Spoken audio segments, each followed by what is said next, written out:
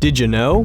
Neversoft, the company behind Tony Hawk's Pro Skater, originally developed games for a toy company. After departing a small video game development company owned by Malibu Comics called Malibu Interactive, Joel Jewitt, Mick West, and Chris Ward founded Neversoft Entertainment. They first found work with Playmates Toys, developing a Sega Saturn game based on the television show Skeleton Warriors. As development continued, Neversoft grew, and by 1996, the staff consisted of over 20 people. Unfortunately, the days ahead were less than favorable. Neversoft worked for Crystal Dynamics on a game based on Ghost Rider, but it was cancelled due to financial problems. They then began to design their own game, an action-packed shooter called Big Guns. The project was bought by Sony Computer Entertainment, who then began to make changes. Big Guns was renamed to Exodus, and the design was changed from a mech shooter to an action-adventure game featuring a girl who morphed into a cat creature. Sony canceled the game in November of 1997, and Neversoft shrunk down to just 12 employees. In January 2008, Neversoft was nearly out of funds, but was saved by Activision.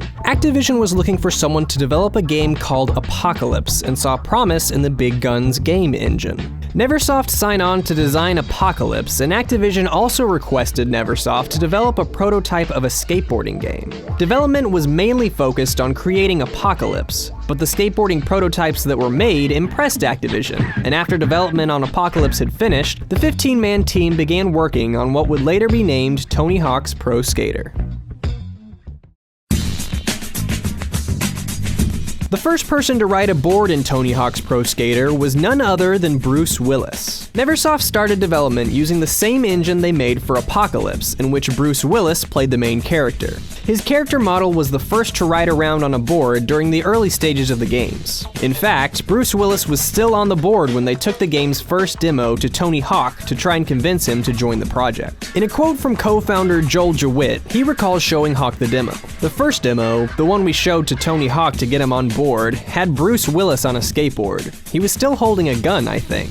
As the project moved forward, Bruce Willis's model was taken off the board, but lived on for a short while in the downtown level as a statue, which was completely removed by the time of release. Tony Hawk wasn't just a face and a name, though, and after signing his likeness over to Neversoft, he took on an active role in the game's development. Each time Neversoft finished a new build of the game, a copy was sent to Tony Hawk for review. If he saw anything that didn't appear to accurately reflect the skateboarding scene, he would report back to Neversoft. He also participated in motion capture for the game, a process that was mostly abandoned by the time that the second game was released, however would eventually be reincorporated in later Tony Hawk's installments. Customers first got their hands on Tony Hawk's Pro Skater in the form of a demo that appeared on multiple demo discs, including the PlayStation Underground's Jam Pack Summer '99 disc, and a disc given out at Pizza Hut restaurants. The demo allowed players to control Tony Hawk and Bob Burnquist, and featured either the Chicago or warehouse level. The demo was available over 4 months before the full game actually came out, and provided Neversoft with valuable feedback on what changes needed to be made to the finished product. The demo discs also helped create excitement for the game, which contributed to its success upon release. Tony Hawk's Pro Skater first appeared on the PlayStation on August 31st, 1999.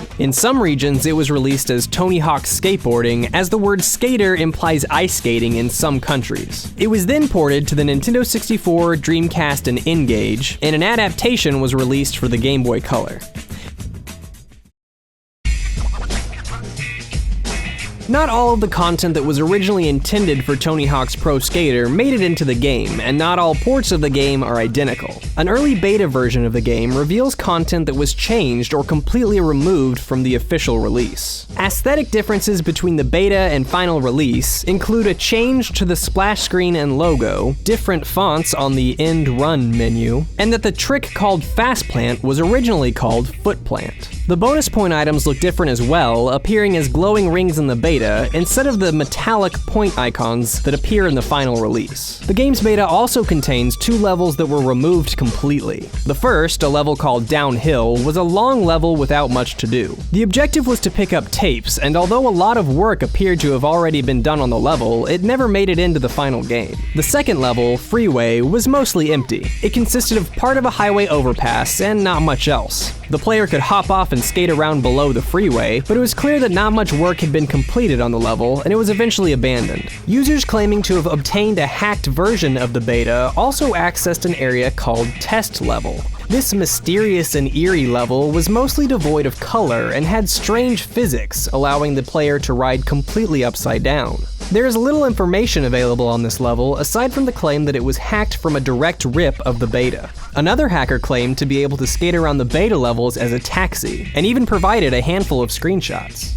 Some levels that did make it into the final build of Tony Hawk's Pro Skater had to be scaled back. Both the San Francisco and downtown levels had hidden areas that had to be removed because of size constraints. The ports of Tony Hawk's Pro Skater weren't all identical. Due to the smaller amount of memory available on its cartridges, the Nintendo 64 version had fewer music tracks than the PlayStation version, and some of the songs were reworked and looped to save space. There were also a few changes put in place to accommodate the Nintendo 64's younger user base. Blood was removed, and the names of some of the gaps and transfers were made more appropriate, such as the Handy Gap being changed to the Spanky Gap, the Long Ass Grind being renamed to the Big Daddy Grind, and the Holy Shit becoming Holy Cow. A mysterious cheat code was also put into the Nintendo 64 port of the game. Once it was entered, it would present the player with a black and white photo of a girl. Many have speculated this to be Tony Hawk's then wife Erin Lee, although it doesn't appear to have ever been confirmed, and the code was simply referred to as Girl's Picture. The Dreamcast version of Pro Skater came out on June 29th of the year 2000, nearly a year after it appeared on the PlayStation and mere months before the sequel was released. Despite this, the port received widespread acclaim and was seen by many critics as the best version of the game. The port featured better graphics, more animations, and the Dreamcast VMU displayed score and ratings as the player accumulated points.